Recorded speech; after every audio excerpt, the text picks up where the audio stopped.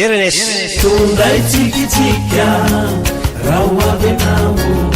RNS enina amby folo arivo Lyon miaraka amin'ny antsa fiompia fambolerano masinitsy volany nantanetio nandriaky anagnatsy miavolana misy tande antsa dia anome fahafampoanao sakafo matsiro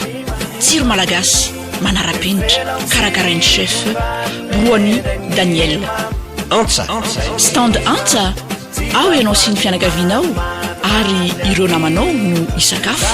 sady ao ihany koa no ialavoly RNS enina amby folo arivo Lyon miaraka amin'ny antsa